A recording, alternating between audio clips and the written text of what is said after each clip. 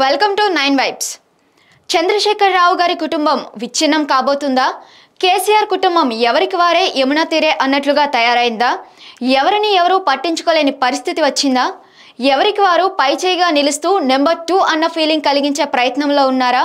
లేక ఓడిపోయిన పార్టీతో టెన్షన్ ఎందుకులే అన్నట్లుగా వదిలేశారా?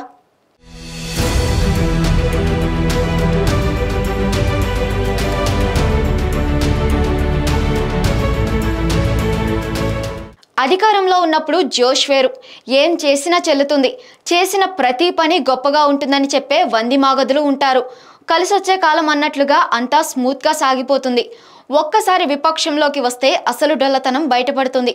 ఒకరితో ఒకరికి ఉన్న విభేదాలు, ఎవరిని ఎవరు డామినేట్ చేస్తున్నారనేది క్రమబద్ధంగా బయటకు వస్తాయి. నిన్నటి టీఆర్ఎస్, నేటి బీఆర్ఎస్ పార్టీలో అదే జరుగుతోంది. కేటీఆర్, కవిత, హరీష్ రావు, సంతోష్ ఎవరికి వారే యమునా తీరే అన్నట్లుగా తయారయ్యారు. పార్టీలో నెంబర్ 2 ఎవరు, డామినేషన్ ఎవరిది అన్న ప్రశ్నలు తలెత్తుతున్నాయి. హరీష్ రావు రెచ్చిపోతున్నారా, జోగునపల్లి సంతోష్ అలిగారా అన్న డౌట్లు చాలా మందికి వస్తున్నాయి. అధికారంలో ఉన్నప్పుడు కేసీఆర్ నిర్ణయమే శిరోధార్యం అన్నట్లుగా ఉన్నారు.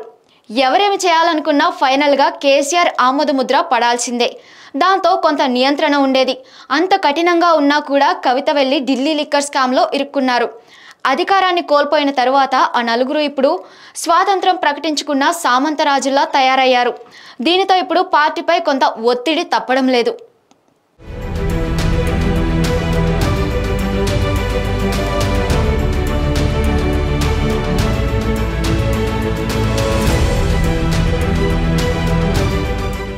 హరీష్ రావు పులిలా దాడి చేయగలరని అసెంబ్లీ బడ్జెట్ సమావేశాలు చెప్పకనే చెప్పాయి.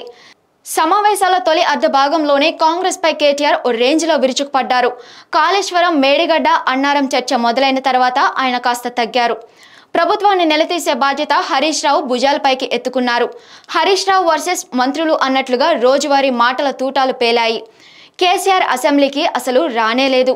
దీనితో కేటీఆర్, హరీష్ రావు మొత్తం చూసుకోవాల్సిన అవసరం ఏర్పడింది.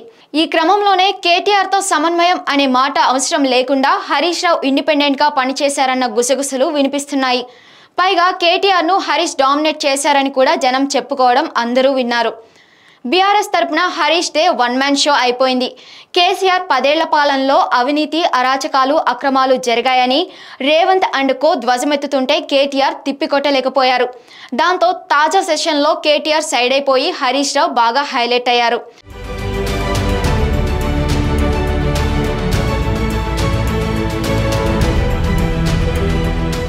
ఇక కవిత తన జాగృతి సంస్థను పెట్టుకుని వ్యవహారాలు నడుపుకుంటున్నారు. ఢిల్లీ లిక్కర్ స్కామ్లో ఈడీ విచారణ విషయంలో ఆమె టెన్షన్ పెరిగిపోతున్నట్లుంది. అందుకనే పొరపాటును కూడా బీజేపీ కేంద్ర ప్రభుత్వంపై గట్టిగా మాట్లాడడం లేదు. తనకు 2వ టర్మ్ రాజ్యసభ పదవి ఇవ్వనందుకు సంతోష్ అలిగారని పార్టీ వర్గాల టాక్. 10 ఏళ్ల పాటు పార్టీలో, ప్రభుత్వంలో బాగా యాక్టివ్గా ఉన్న సంతోష్ బీఆర్ఎస్ ఓటమి తర్వాత, రాజ్యసభ ఎన్నికల తర్వాత అసలు కనబడడమే మానేశారని పార్టీలో చెప్పుకుంటున్నారు. కేసీఆర్కు పగలు మందు గోళీలు, రాత్రి మందు గ్లాసు ఇచ్చి రాజ్యసభ కొట్టేశారని, రెండోసారి ఇక వద్దులే అని కేసీఆర్ అనుకుని సంతోష్ని దూరం పెట్టారని చెప్పుకున్న వాళ్ళు ఉన్నారు.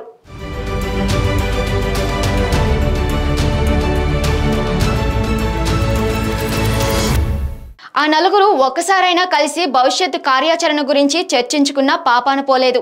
పార్టీ ఓడిపోయిన తర్వాత స్వప్రయోజనాలను కాపాడుకోవడమే ధ్యేయమన్నట్లుగా ప్రవర్తిస్తున్నారన్నది సగటు బీఆర్ఎస్ కార్యకర్తల్లో talk.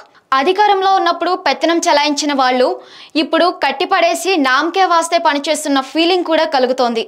For more updates stay tune on 9 vibes.